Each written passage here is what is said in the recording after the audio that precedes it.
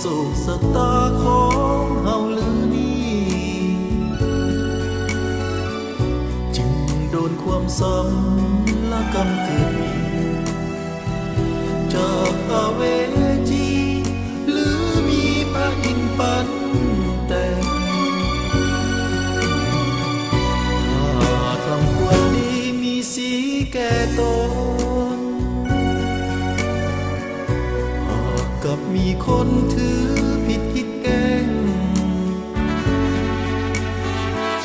คนที่เคยหาก็มาถือแย่งโทษภัยปันแต่งชีวิตข้าให้เกิดมานานชีวิตพิศวาสตามพิฆา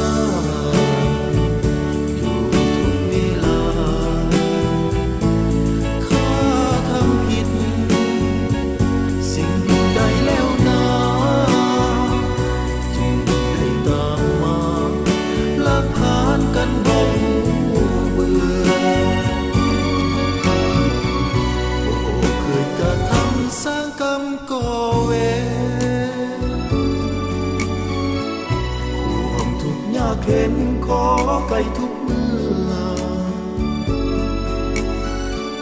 อินผมเจ้าเอ๋ยข้าซ้ำสุดเหลือขอเพียงสวยเกลือทอดน้ำชีวิตจากใจ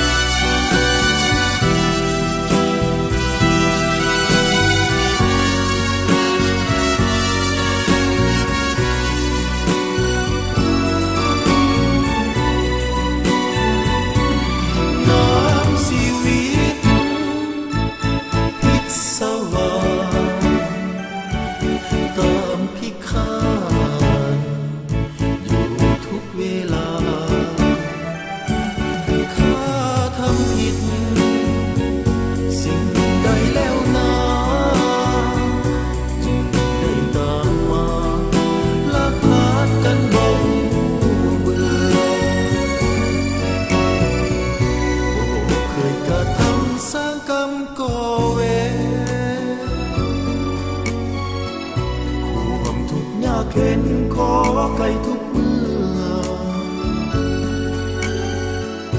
อินผมเจ้าเอ๋ยข้าซ้ำสุดเหลือขอเพียงสวยเกลือทอดน้ำชีวิตจากใจ